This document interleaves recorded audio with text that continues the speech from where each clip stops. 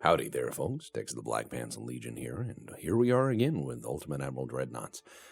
There's that fella who drove the Giorgio Averoff, which I talked about a bit previously. So that's cool. The game's referencing him. All right, so we've not gone to war yet. We're building battleships, and we're doing what we do.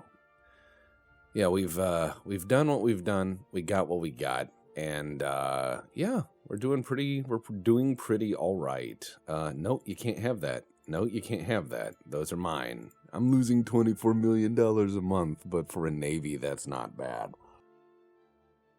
The U.S. Navy loses billions of dollars a year in corrosion alone. So, this ain't too bad. There's actually a U.S. Navy corrosion task force that is enormous. So just fun facts there. The U.S. Navy spends more on corrosion than many other things. Saltwater bad, right? So we got the Kopek, which I will never retire. I'll just keep making that better. I've got the Imperator Peter, which is and then I've got Romanov, which is a monopoly boat, and then I've got Longboy Mark 1, which is my beloved. This thing is my secret weapon, potentially. I'm just going to keep building stuff. So I mentioned last time around, I know a lot more about modern Russian surface combatants and submarines than I do the whole breadth of their history. And I do apologize for people who are going to be looking for as much historical doodah as I offered the last time. I only know certain bits of it. I'm not a Russian military historian, nor am I a Russian cultural historian.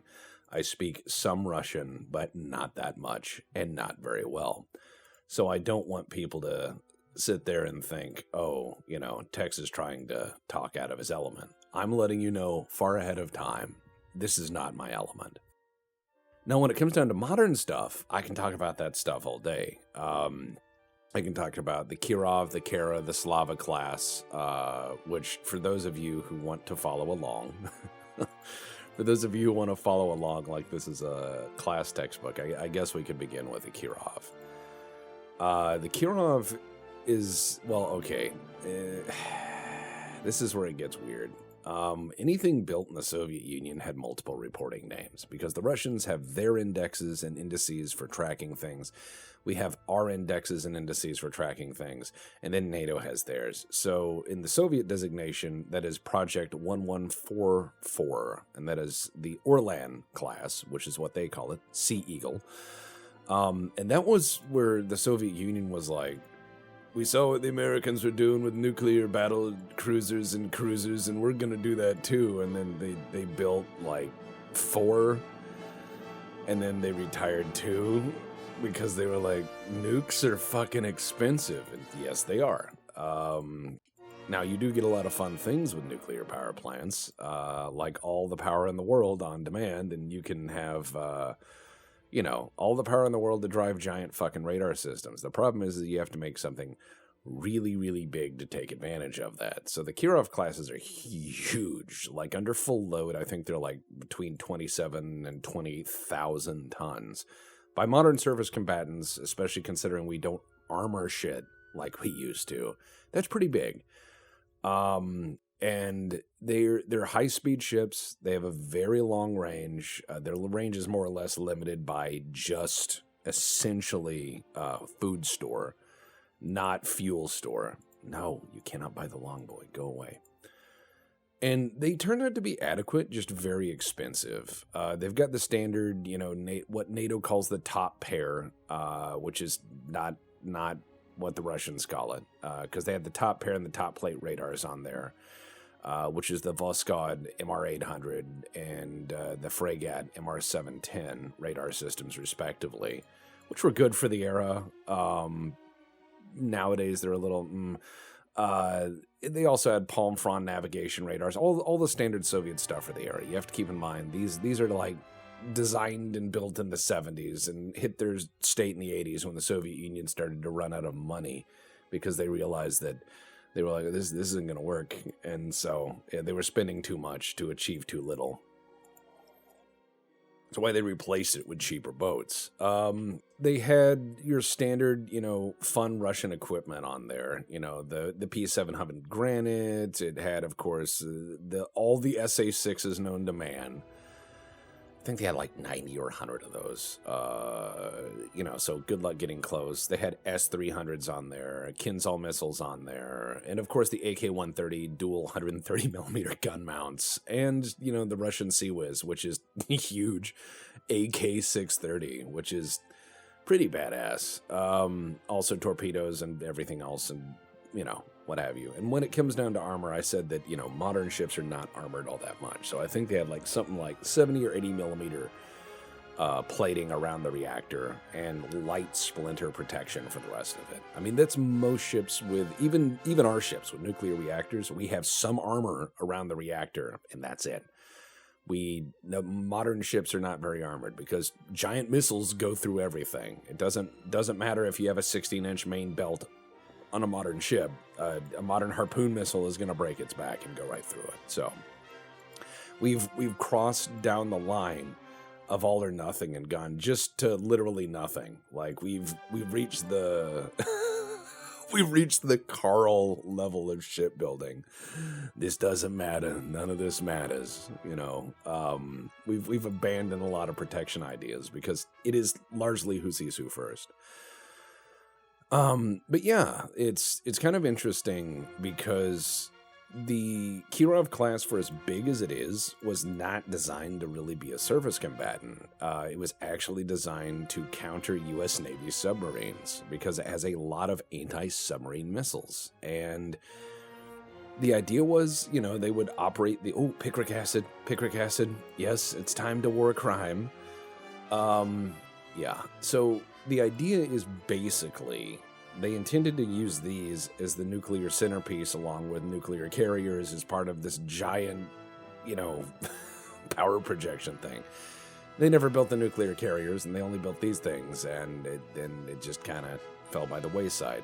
This happens. A lot of nations will come up with ideas of, I'm going to self-actualize, I'm going to build this giant fucking thing, and if everyone builds their giant fucking thing, we're going to put this giant fleet together, and it's going to be great, it's going to be fantastic, and everyone's going to come to my birthday, and then, reality sets in. Some accountant comes and knocks on the door and goes, hey, remember all those plans you had? You're like, uh-huh, and they're like, no, we're not doing any of that, so fuck off and make do.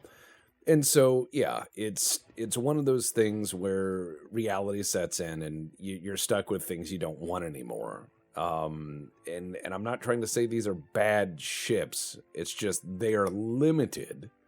They only built a handful, and they keep them around more or less by habit. By the way, we're getting that speed up to 17 knots. How sexy is that? 17 whole knots. 17. Still slow, at least for what I want. I always try to be 3 or 4 knots ahead of the enemy so I can leave if I want, which is pretty nice. All right, Imperator Peter has his replacement. And we're going to refit those fuckers right now. So the Kirov class, it's got a lot of missiles. Really has your standard look of post-World War II, post-early Cold War ships where you have your VLS decks for the P-700s and you have all your SAM launchers and everything, and it's just all cellular ammunition storage, and it looks kind of boring.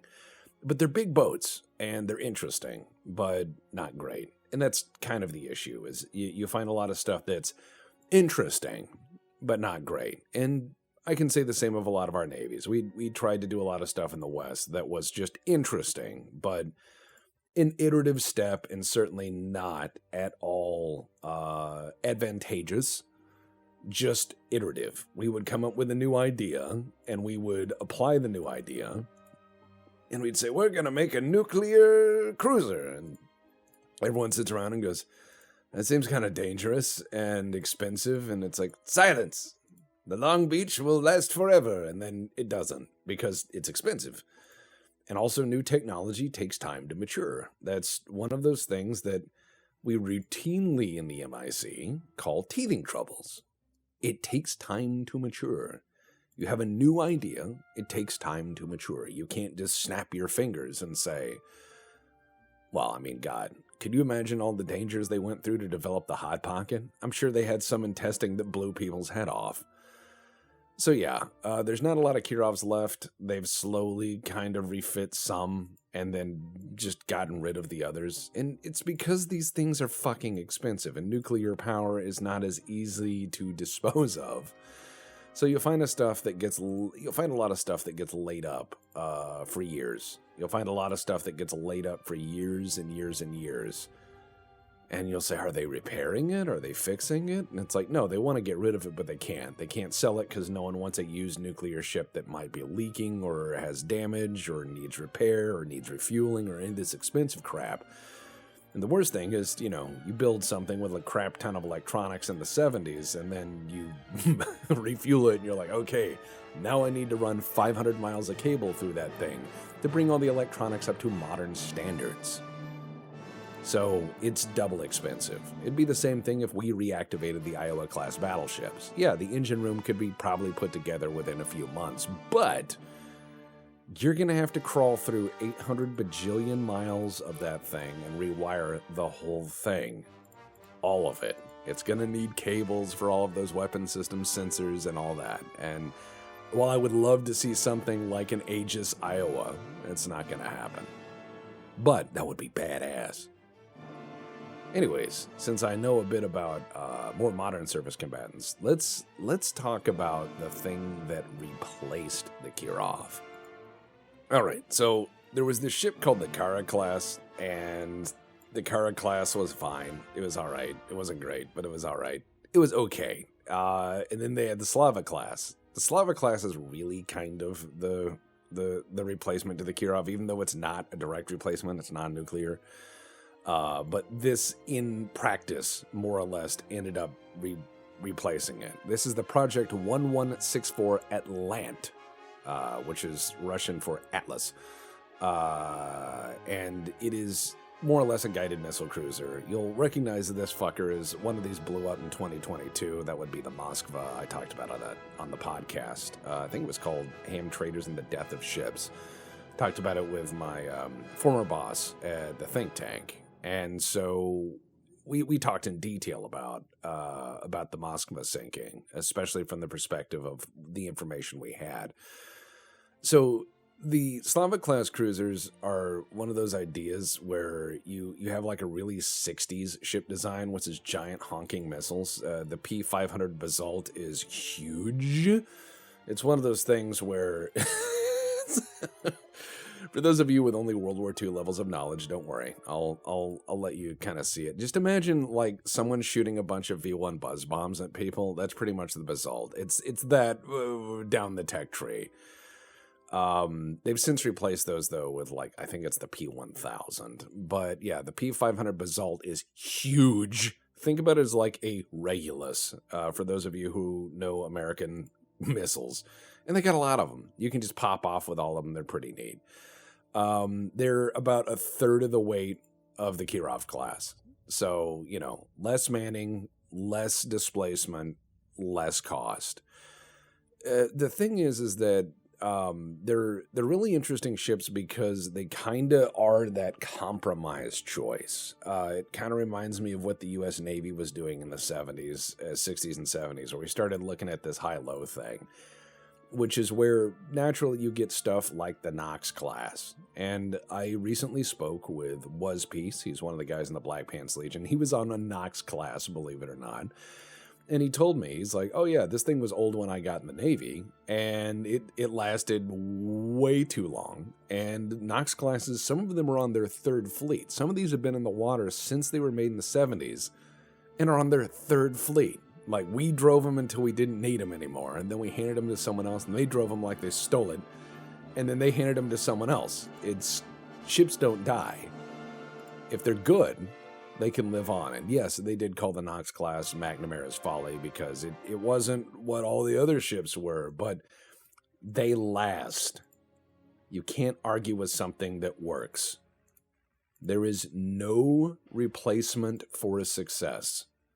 And so, I know, oh God, that makes that ship heavy.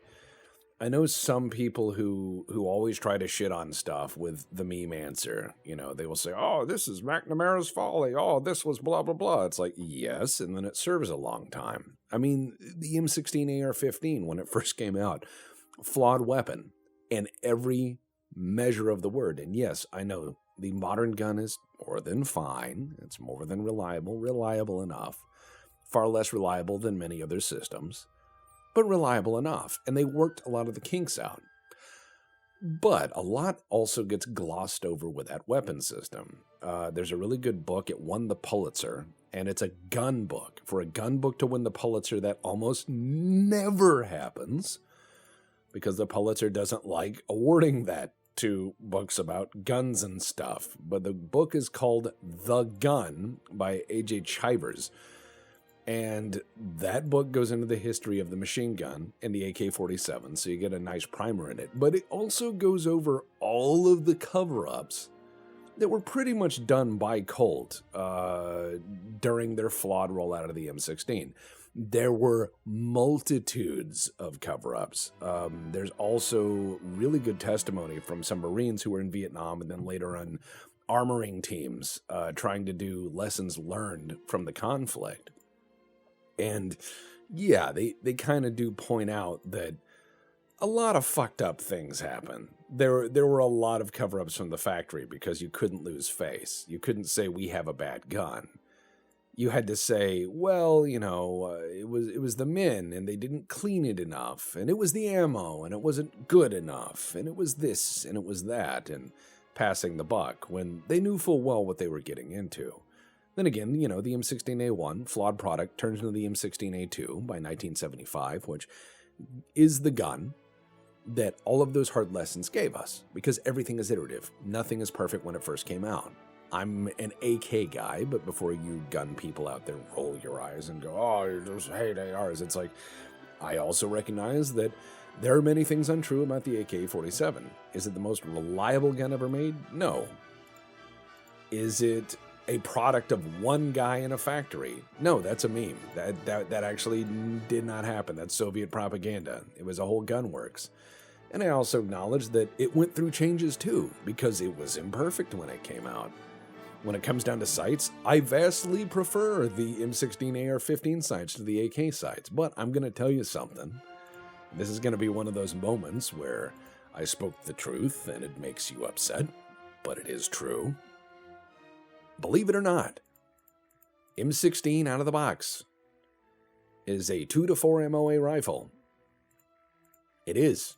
Put it on a ransom rest. Go get any mil-spec M16. I'm not talking about your custom one-off builds. But get any mil-spec rifle. It is a 2 to 4 MOA gun. Go get an AK-47 out of the box. It is a 2 to 4 MOA gun. They're both just as accurate. The difference is the sights. It is a lot easier to achieve. Minute of man with M16 AR-15 sights. Way easier. When it comes down to like reliability, I would say the AK is oodles more reliable. I know there are some people who have done some tests online and have said, look at my YouTube video, and this proves consistently that these two things are what I say. And I'm like, that's fine. That's fine for you to say that. But you have to understand that unless this is being done with military equipment, it is not a judgment of military equipment. So while I understand that AKs are really decent, I would not take an AK built in America and say that is the definition of AK reliability. I understand that will upset some people to say that. But again, apples and onions. Now, when it comes down back to ships, the Slava class is an interesting boat. They're not bad. They're certainly very generic, and they are certainly compromised by the on-again, off-again prioritization of, wow, United States and China are fighting? Cool. It's Fallout 170 years early. But you'll find that the Soviet building programs are awful, especially when it comes to ships. It has this start and stop. issue where they will go out and say, this is the highest priority build, and da-da-da-da-da, and then a new premier comes in and goes, that guy's an idiot, delete everything he was working on. So, for example, a lot of people said, what happened to the Soviet Navy during World War II? Like, where was it? And it's like, well, between Stalin killing everyone who smiled and had glasses, and all of the other Soviet priorities and 5-year plans, they laid the keels down for all these ships and then never finished them. So you'll find that they were planning a big fleet and just got other priorities. Like, well, we could do that or we could eat food.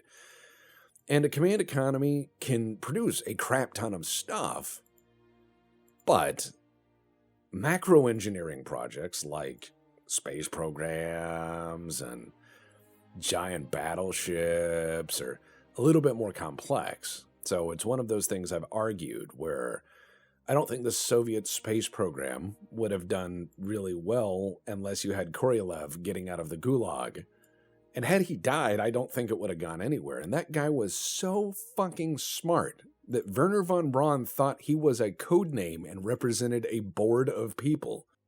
When your Nazi rocket scientist goes, I didn't know someone else was that smart, that lets you know you're onto something. Like, that guy was a smart dude. Problem is he couldn't overcome the bureaucracy even then. He had to beg, borrow, and steal to make things happen. So, yeah, can command economies build vast amounts of stuff? Sure, absolutely. But there's going to be compromises. And the problem is when, again, you get into major shipbuilding issues, the quality control and everything else is going to be difficult. Soviet economies are probably a lot better building many tiny surface combatants to a universal spec, turning them out like sausages at a factory. They're not going to be good at building very large one-off ships. Source for this argument being the Soviet-era aircraft carriers or aircraft-carrying cruisers just to get past the Bosphorus because there's a treaty there that prohibits things like that. But you'll find building big ships as well requires a lot. Hold on, I'm going to put a bunch in my GDP. There we go. Building big ships requires a lot of knowledge to be passed down between generations, and you have to keep at it. You have to keep building ships to retain the knowledge of building big ships in an efficient manner. So when you have start-stop, and you have pick this up, put this down, pick this up, put this down, other priorities, you end up with a huge loss of knowledge on how to build these things efficiently. That being said, I have to give a shout out to probably one of the smartest shipyards in the Soviet Union. It's in Ukraine, and it's the 61 Communards shipyard. And yeah, they were really good. There's also Sevmash. That was a great shipyard. Not sure what they've done recently other than say they're a shipyard. But yeah, you have some very complex shipyards in the Soviet Union. But the problem is most of them who end up competent end up getting gutted. Because, again, change your priorities. You'll have them suddenly say, stop making that, throw all that away, and anyone who pushes back disappears or gets reassigned. So it's kind of erratic, and you end up with a huge loss of knowledge. Because imagine working at your job, building cars, and by year 5, you know how to build cars really well, and then by year 10, you have a lot of knowledge on how to build a variety of cars. And then someone comes along and says, this factory makes shoes now. Oops, that's going to be a little bit more difficult. And then 5 years on, go, hey, can you go back to making cars? Well, all the guys who made cars left. That's going to be a problem. And I'm not just going to say that this is an issue of Soviet systems. That knowledge loss and knowledge drain happens in the West as well. A great example of that is Raytheon recently had to put out feelers and re-employ a bunch of people in their 70s and 80s to come back to show how to make wiring harnesses for Stinger missiles because the knowledge for that has eroded, and all they had was the stockpile of missiles. And once those were gone, the idea was, well, shit, can we, all right, we need to hire these people back. You can lose that knowledge, and if that had gone on another 5 years, most of those people would be dead or very, very uninterested.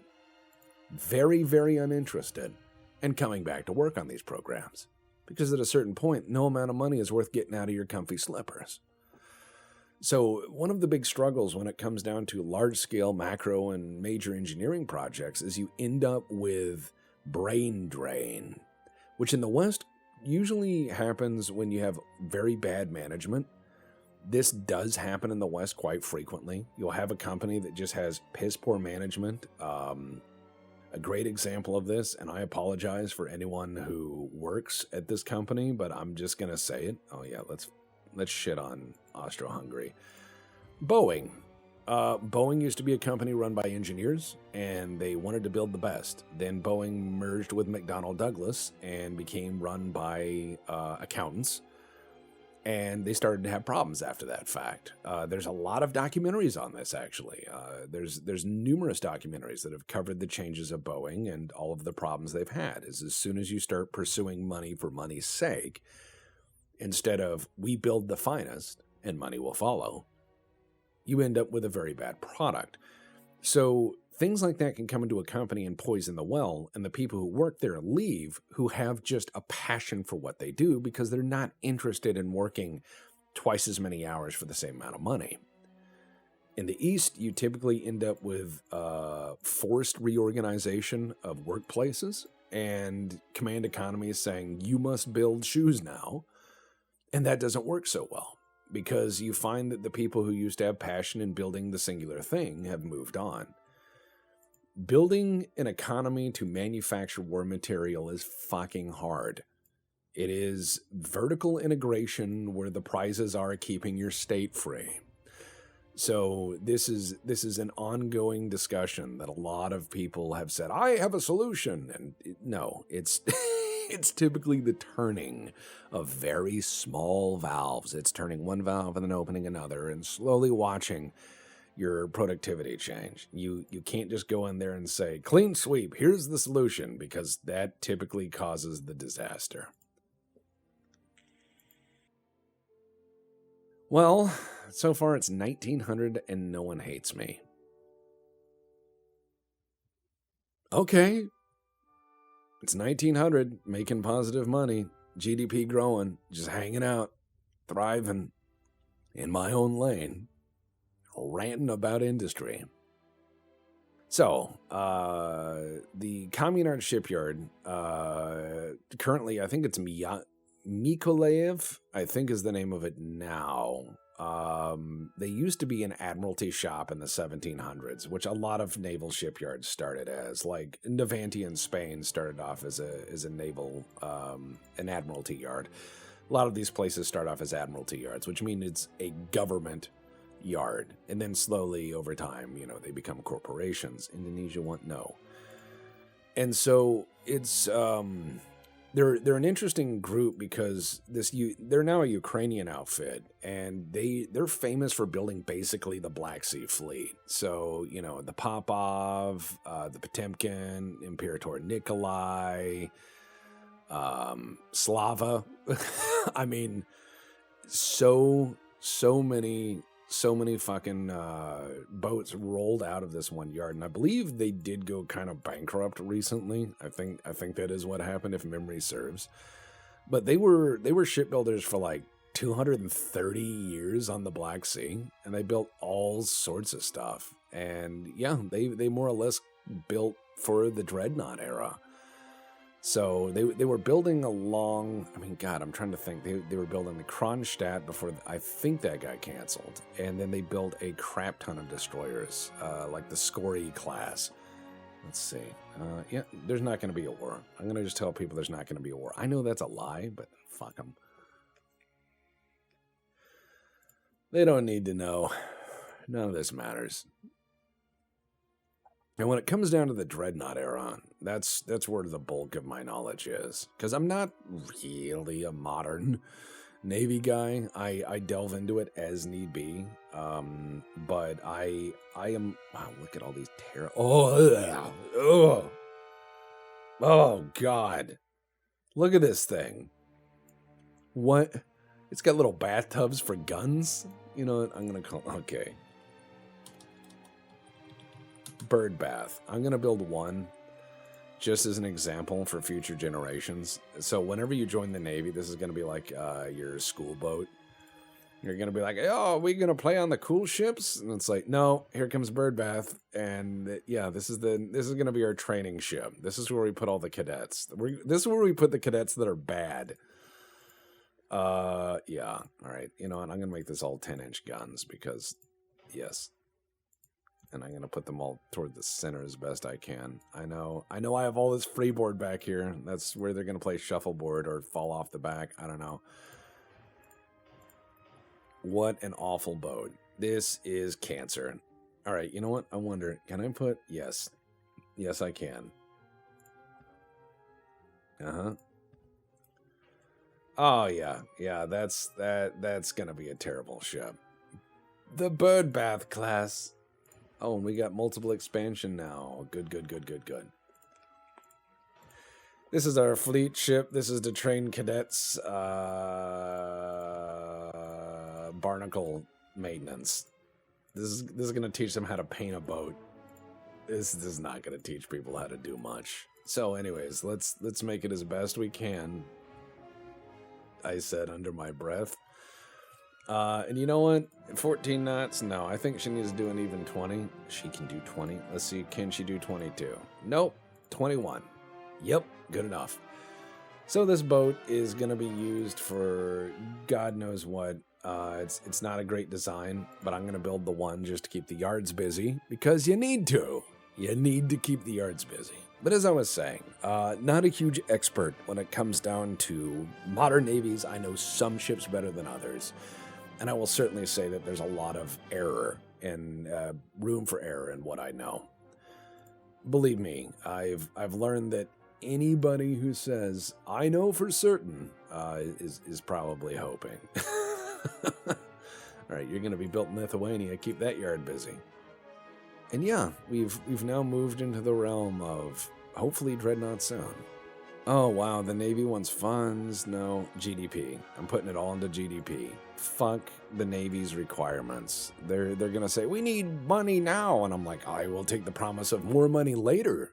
Money later, better. Money later, far better.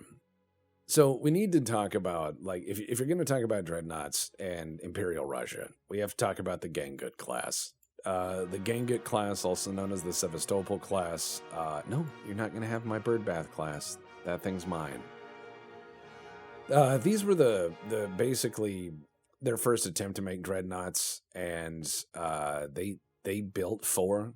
They lost 1, and the rest were scrapped over time. It's that over time where things get interesting. So these things are kind of interesting because they actually kind of look like and draw a lot of designs from the Italian pre-dreadnoughts of their era, which is interesting. I always say interesting when I mean that, you know, it is interesting. I'm not meaning that sarcastically. But they were good boats for what they were. They're that style of dreadnought where all the gun turrets are center line, and some people will say, that's not as good, there needs to be super firing and all that other stuff. And you have to keep in mind, when these things were built in the first decade of the 20th century, that idea was considered impossible. They thought super firing guns wouldn't work. So you have to excuse them for their very limited understanding of things. That doesn't mean that they're stupid. It just means that when you're doing a macro engineering project, you have to understand that there are going to be limitations of knowledge. So these things were interesting dreadnoughts. You know, they were they were 24,000, 25,000, 25,000 displaced tons. They could do 24 knots, which wasn't bad. Certainly not for the era. That's pretty decent for the era, to be honest. I mean, a lot of the early dreadnoughts are not that fast. They're really not that fast. And that's a pretty good speed for a ship that's probably going to be based in the Black Sea, if not at Leningrad. I mean, these are ships that are certainly limited by their technology, but pretty decent. It wasn't as well armored as it could be now. I mean, the waterline belt, I think, was like 8-9 inches at the maximum. and the deck armor was like 2 inches, and they were not as armored as you would expect for something designed to slug it out with another navy, but certainly an improvement over not battleships. So as early dreadnoughts go, pretty okay. Could they have been better? Yes, I won't argue that. I will say these things could have been oodles better in every which way. Now, what's interesting is they really didn't do much in World War I because there's this thing called the Russian Revolution, and there was also a lot of manpower issues, if not manning issues, if not reliability issues throughout the Russian Imperial Navy. Turns out when you have a bunch of people who are like peasants being led by people who are nobles, that whole sense of dysfunction and revolution is just kind of baked in, and that's not going to work well. As well, the Russian Navy was kind of throwing off a lot of its, some would call it a state of confusion. I would say it's that pain, that deep, deep pain of lessons learned that came after the Russo-Japanese War, because the land forces learned a few lessons. There are some interesting lessons that are learned there. The land forces lessons are that machine guns and static positions actually work pretty good. And there were German observers there and there were British observers there. And they saw the Russian and Japanese land campaign, and they took very, very different lessons away from it. The Germans said, wow, more machine guns equals more reliable defense and potentially bounding overwatch and bounding support for the offense. And the British said, well, a wave of infantry tactics, highly mobile infantry. And you saw how early World War I went. Very different mindsets. However, the British were a bit smarmy in that because they always had the saying, whatever happens, we have got the Maxim gun and they have not. And every time they said shit like that, the enemy also had the Maxim gun, so go figure. So what's really interesting is that when you look at the Gangut class, so once a Navy has its ass paddled, as the Russian Navy did in the Russo-Japanese War, you have to throw everything out. Like all the bad ideas, all the leaders, everything. It's like you're fired, get out, you're done. You're done, son, leave. You have fucked up enough. Good day, you lose. Then comes, we need new ships. That is one of the first things any country does when they lose a naval engagement. Was like, well, we need new ships. Not the tactics are bad, but we need new ships. So naturally, they did what everyone does. And there's this company called Vickers Limited. They built most of the Japanese Navy, and they designed a lot of other stuff, and they sold basically turnkey solutions for most militaries. If you needed a military, Vickers would do it for you. And Vickers Limited submitted a design, and they had a lot of ideas, but the problem is that Vickers said superimpose turrets. And then there was an issue, rather large issue, because there's a lot of public outcry, like, why are you building ships in other countries when we could build them here? And yeah, people wanted their cut of the pie. Everyone wants their slice of the money. Everyone wants their bits. Everyone wants to make their coin. So they decided to, okay, we'll build it here. And that's where things get interesting, because when you say, I'm going to build it domestically, submit designs, how many designs do you think would show up to build something like a Dreadnought, again, in like 1907, 1908, from Imperial Russia? Go ahead and take a guess. Because I know the answer, and it's over 50 fucking designs. Like every shipyard in the world said, all right, here's what we got. And I mean, it was everything but flying dreadnoughts. And believe it or not, it was really interesting because while the Gangut class does look kind of unique and does have some similarities to ships built by the Regia Marina, the Italian Navy, The winner of the design competition is actually Blohm and Voss, which is kind of interesting. A German yard. So it's kind of interesting.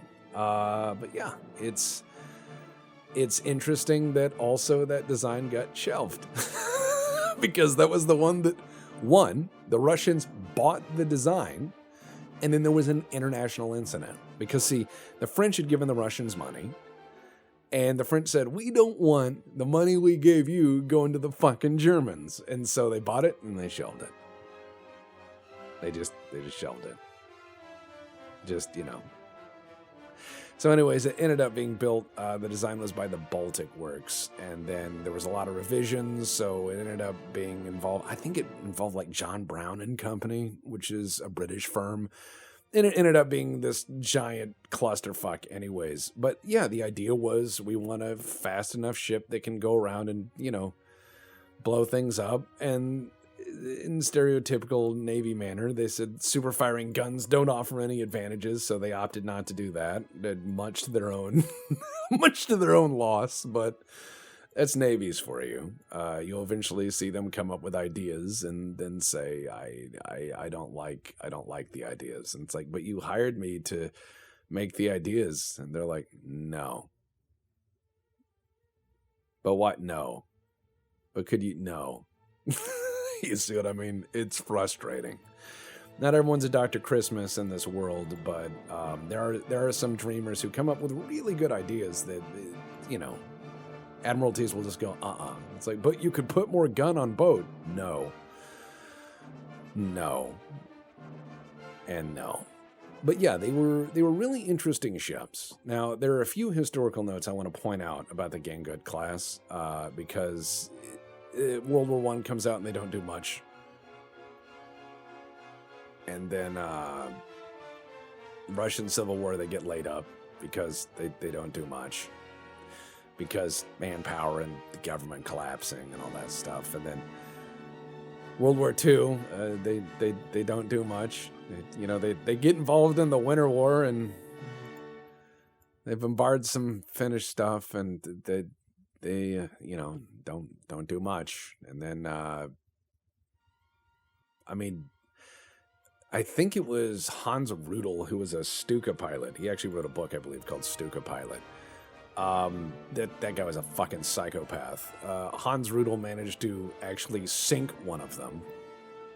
He actually managed to sink, I think it was the Marat. He managed to just blast it out of the water with one shot right through the middle.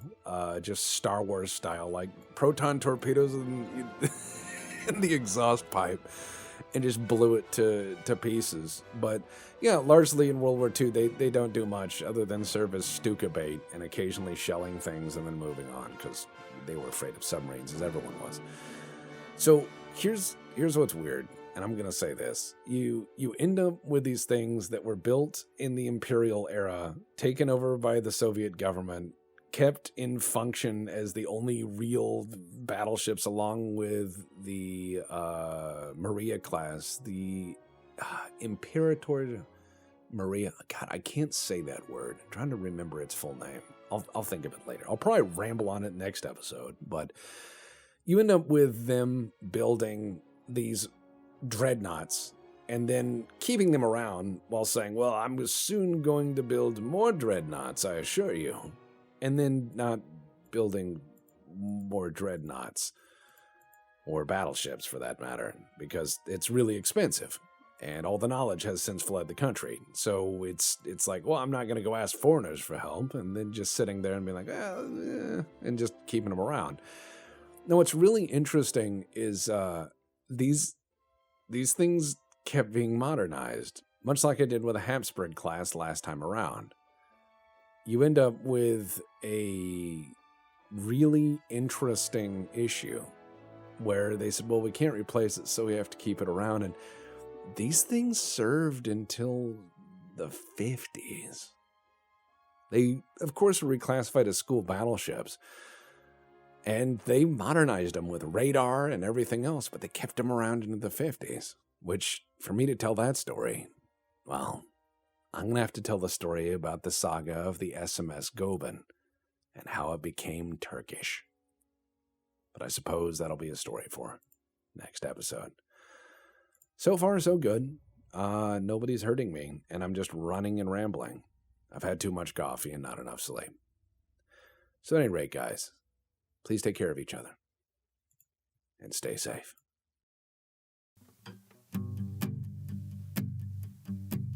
When we build up, I know I'm gonna be the best warship was built for you. When we set out, I know I'm gonna be the best warship that sails for you. When we spot them, I know I'm gonna be the best warship that will take point. And if we take heat, I know I'm gonna be the best warship to take that heat. Oh, I would block 800 rounds, and I could block 800 more just to be the ship that took 1,600 rounds and sunk them down below. When we're working, I know I'm gonna be the warship working hard for you. And when the fleet comes, I know I'm gonna block every round they ever throw. When we take heat, you know I'm gonna be the ship that comes down to save you. And if they sink me, well, you know I'm gonna be the ship that takes one more with me. 'Cause I would block 800 rounds, and I could block 800 more just to be the ship that took 1,600 rounds before I up and blow. Run now, run now, run now, run now, run now, run now, run now, run now, run now, run now. When they pen me, I know I'm gonna be the warship tells them I'll fuck you. And when they struck me, I know I'm gonna be the ship that fires torpedoes. When I go out, well, you know I'm gonna be the ship that's shooting torpedoes. When they sink me, yes, I know I'm gonna be the ship that sinks a couple more. Gonna be the ship that sinks way fucking more. 'Cause I would block 800 rounds, and I would block 800 more just to be the ship that took 1,600 rounds before I up and blow. Run now, run now, run now, run now, run now, na na na na na na na na na. Run now, run now, run now, run now, run now, na na na na na na na na na. Run now, run now, run now, run now, run now, na na na na na na na na. Run now, run now,